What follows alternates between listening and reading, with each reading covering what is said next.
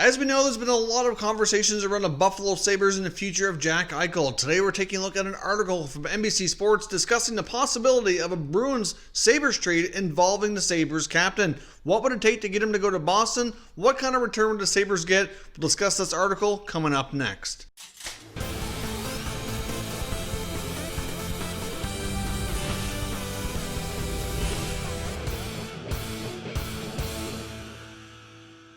So welcome back to another video here at Top Shelf Hockey. Today we're taking a look at an article from NBC Sports discussing the possibility of the Bruins making an attempt to acquire Jack Eichel from the Buffalo Sabres. Now, of course, this is a quick disclaimer. This is not a trade rumor. This is not something I'm saying is going to happen. What we're looking at here is just the possibility that if the Bruins were trying to make a trade, what would it take for them to make the acquisition from Buffalo? We'll look at it from both sides of the equation and try to determine here what the likelihood we think this would be and if it would actually make sense for either side to push that. Let's keep that in mind as we go through this video. I know sometimes you get people coming on leaving comments saying this will never happen or whatever. There's no rumors or whatever the case may be. And so this is just a discussion topic video based on an article from NBC Sports. And leave your comments on what you think down below in the comments. Now, so Joe Haggerty of NBC Sports is the one who wrote this article.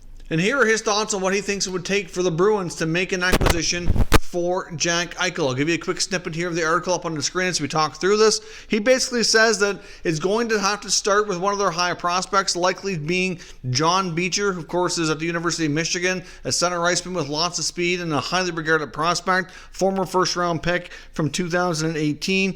Beecher really looks like a pretty solid-looking prospect. He also figures it would likely take RFA forward Jake DeBrusk, who's really blossomed into a nice young forward for the Bruins. Of course, he needs a new contract, so difficult to say exactly what he's going to get paid, but we know he's definitely getting a raise out of his ELC, and to what extent, but that'll be another point we cover here shortly. He also figures that it could take that along with maybe a package of draft picks, so possibly a combination of first or second round picks. Obviously, wouldn't be the 2020 first rounder because that's already not with them anymore. It'd have to be 2021 first rounder, possibly combination of some other mid-round picks in there, or it could be a possibility of including a solid young defenseman like a Charlie McAvoy or a Brandon Carlo, in lieu of having so many picks included. So that would be quite a haul for the Sabres. If they were to get John Beecher, a really highly touted prospect, Jake DeBrusk, and let's say Brandon Carlo. Carlo's contract's a little bit cheaper right now than McAvoy's.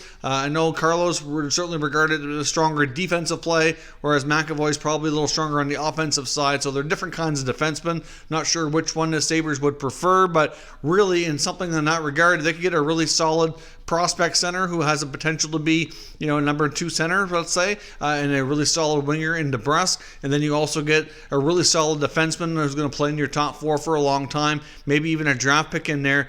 That's certainly an interesting package, but I mean, it makes sense in a way, in my opinion, for the Bruins to be looking at this. Now, clearly, like I said, there's no indication right now that the Sabres would want to trade Jack Eichel. I really think they'll do everything they can to avoid that. He's one of the few bright spots on that team. I think Eichel and Rasmus Dahlin are probably 2 of the only players that they would not consider trading, at least players that are actively on their roster. I'm not sure they'd really be crazy about moving Dylan Cousins right now, but everybody else probably could be moved for the right price depending on what the return could be. I mean, they have some other players that could be part of their core, but really they're not the superstar level that these other guys have the potential to be. So from Boston's perspective, they have a really solid team. They're one of the top teams in the NHL. Again, they've been consistently at that level for quite a long time, but they do have an aging group of players at that core of the team, especially down the middle. I mean, you got Patrice Bergeron, Brad Marchand, you've got David Krejci, Zdeno Chara's not getting any younger,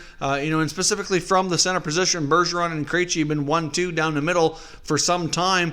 Krejci's only got 1 year left on his contract. Bergeron's almost 35 years old. I mean, he's still playing really well, and it's not to say that he won't for a few more years, and maybe even beyond that. It's difficult to say. I know he had some injury concerns and problems early on in his career, but for the most part, he stayed relatively healthy the last number of years and taking pretty good care of himself. So hard to say how long he can go as a number 1 center. So regardless, though, You've also got Charlie Coyle down the middle. He's really, in my opinion, a solid number 3 guy. He's signed a longer-term contract. So it makes sense from the Bruins' perspective that if they could make an acquisition for a player like Eichel, that could really solidify their center ice position for many years to come, even well beyond when Patrice Bergeron is ready to hang him up into sometime into the future here, because Jack Eichel is still a really young player. Of course, he is from Massachusetts, so it'd be like a homecoming for him. He already played college hockey at BU, obviously, so there's a lot of connections there. I think if Jack Eichel were to be traded, it wouldn't surprise me if the Bruins were his preferred choice. Now, at this point in his young career, he doesn't have the trade protection in his contract, but still, I would think if for some reason he went to the Sabres GM and ownership and said, listen, I want out, which he has not done as of yet, but if he did and gave them a list of preferred teams, I'm sure Boston would be right near the top of that list, and it would make a lot of sense as to why. He's got a former teammate with the Bruins as well, Matt Grzelcyk. So clearly there's a lot of reasons why he would want to go to Boston. There's a lot of reasons why that the Bruins would make a lot of sense to make that kind of acquisition. But from a money perspective, I would think they would have to find a way to shed David Krejci's contract if they were going to do that trade sometime here in the next year. We know that Eichel's making $10 million, and the Bruins don't have a ton of cap space. They've already got some other players that need new contracts, and it's going to be very tricky for them to get that all figured out.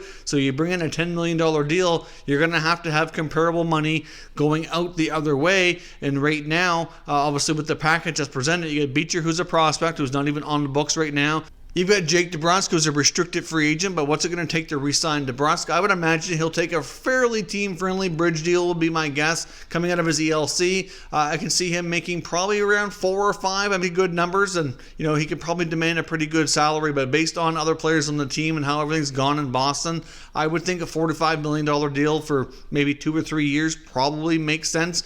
So he's still a restricted free agent at the end of the contract. That would probably work well for both sides. I mean, let me know what your thoughts are on that. But that's my estimate for a DeBrusk contract right now. And of course, you get Brandon Carlo or Charlie McAvoy. Certainly not making a ton of money, and if Carlo would be the one to go, his contract's not overly long and it's not overly expensive, so they would still be at a great difficult position here to make it work from a money perspective. So could they possibly include David Krejci? I mean, it's a possibility. He's making over $7 million, got the highest contract right now on the team, and Krejci has a form of a modified no trade clause, but the way his modified no trade clause works for the coming season is that he has to make at least 50% of the other NHL teams available for a trade. So they'd have around 15 teams that they could move him to without question, and I don't know if the Sabres would be on that list or not, or how that would work. They may have to find another deal for that to happen. But the only part of this for the Boston perspective that would be difficult would be moving Jake DeBrusk. As much as John Beecher projects to be a pretty good prospect, if you can get Eichel instead, that certainly makes up for that all day long. So that's not an issue. As much as he's an exciting prospect, you get Jack Eichel, I think you're okay. But obviously, even moving a defenseman, there's some question marks there, which we'll get into momentarily. But you lose Jake DeBrusk, then of course, if you look at the wingers, you still got Marchand, who's got a 4 or 5 years left on his deal, still playing at a really high level. You got Pastrnak, one of the best young forwards and goal scorers in the NHL. But if you move DeBrusk off that does create a hole on the wing. So as much as your center position would be that much stronger and that much deeper for a longer period of time, you would have to find more help on the wings to replace the kind of production that you get out of Jake DeBrusk. And might be easier to do, though, than finding that center iceman. So difficult to say. Now, from the blue line perspective, right now they're potentially at risk of losing Torrey Krug to free agency. We don't know what's going to happen there. I know there's been a lot of talk that he'd like to stay in Boston. We've heard talk that they'd like to keep him, but there really hasn't been much happening on the contract front, and based on where everything is in the NHL, I certainly understand why. There's a lot of uncertainty where the cap is going to be, but there was even a lot of quietness going on and not much talk and negotiations even before we got to the NHL pause throughout the season, from the start of the year all the way up to when it was paused in March. There really wasn't a lot of talking going on then either. We heard comments from Krug saying that he'd love to remain in Boston, to be interested in taking somewhat of a hometown discount and try to make the numbers work to stay. But we don't really know beyond that. And right now, like I said, there's been even quieter since everything's happened. And obviously with a flat salary cap, it's going to prove very difficult. There's been a few times that Krug has been interviewed here in the last few months, and basically he says the same thing every time, that he'd love to be able to stay in Boston, but everything has been really quiet on the contract front. And if we have a flat cap, like I said, it's going to prove very, very challenging. So if they were to lose Torrey Krug through free agency, and they were to consider moving either McAvoy or Carlo, regardless of which one, in a trade, you lose both of them off their blue line. Well, suddenly that blue line has been weakened significantly. I mean, you get Zdeno Chara, who's still, in incredible shape. Really, a guy doesn't seem to be aging, but still, he's not going to play forever. So between Zdeno Chara's age and then losing Krug and either McAvoy or Carlo, that's still a pretty depleted blue line, and all of a sudden your defense is not nearly as good as it used to be. So you now have some strength at center ice for many years to come. But now you get some other big holes on the wing and on the blue line too. So I'm not really sure that the price tag would be worth it, as much as I'm sure the Bruins would love to have Jack Eichel.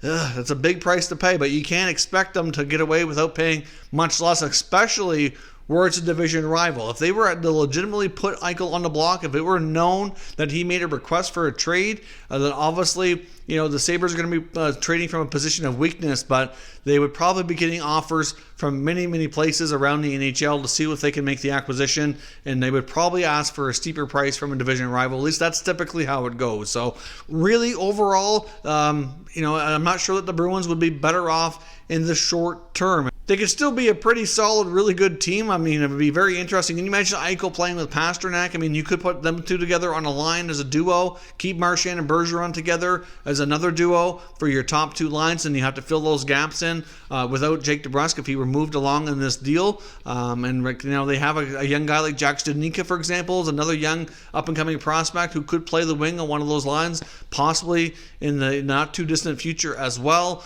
And you get Charlie Coyle, who's primarily, in my opinion, slotted really well to be a number 3 center, but sometimes is a number 2 winger at times as well. But I don't know. From a Buffalo perspective, if you get this back in return, you get John Beecher as a prospect center iceman. No offense to Beecher, but I don't think he's going to be Jack Eichel type of talent. So obviously you're getting a lower level player. At least that's the way it looks right now.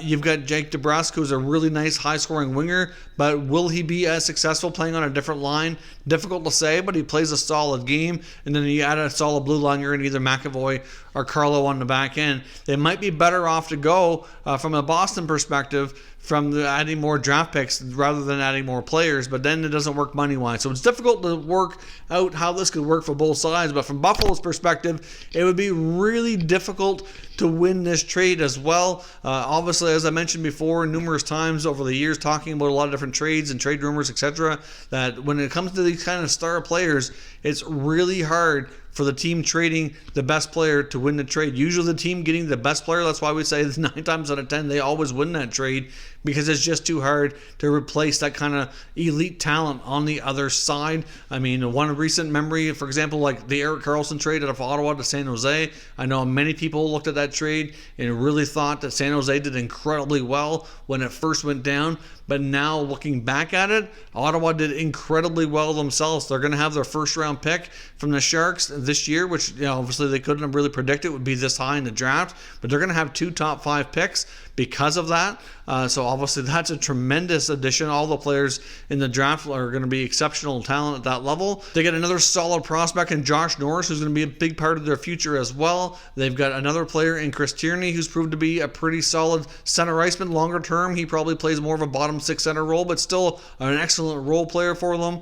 They also got Dylan DeMello, of course, who played some pretty solid D and was later traded, and they got a return pick that they're going to be using or trading for something else here as well. So overall, I think Ottawa ended up doing pretty well, but a lot of those prospects and players were just not established enough, or we didn't know enough yet to really make that determination. So it didn't look like a lot, but right now it's proving like it is looking like a lot. And then you get the Sharks, who are now down near the bottom of the standings with a long-term mega contract for an all-star defenseman. And obviously, it's not really working out for them. I'm sure at this point they might have some buyer's remorse on that side of the equation here. But from a Buffalo perspective, I mean, obviously, like I said, this is not something they would want to do. I'm sure they're hoping it never comes to this.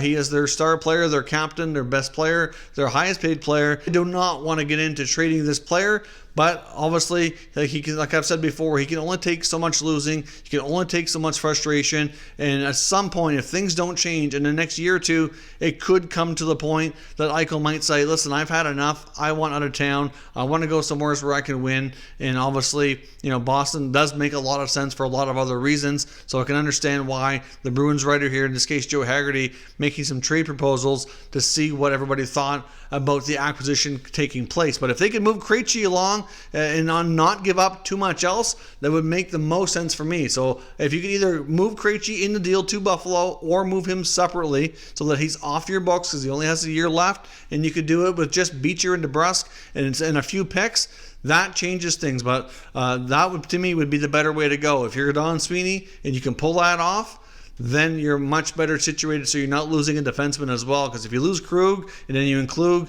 another defenseman in a trade for Eichel, then you're really depleted in another area. So as much as it's nice to have Eichel, like I said, I'm not sure you're really a better team overall after everything is all said and done. So let me know what your thoughts are on this trade proposal, especially if you're a Sabres or a Bruins fan. I'd like to hear the different perspectives out there. If Eichel were to be traded, do you think this deal would make sense for either side? Or if not, give me your other revised mock trades that we can discuss down below in the comment section. If you're new to the channel, consider subscribing and turning on your notifications so you don't miss any future content. And give this video a thumbs up if you enjoyed it. I appreciate it if you did. As always, thank you for watching, and I will catch you next time.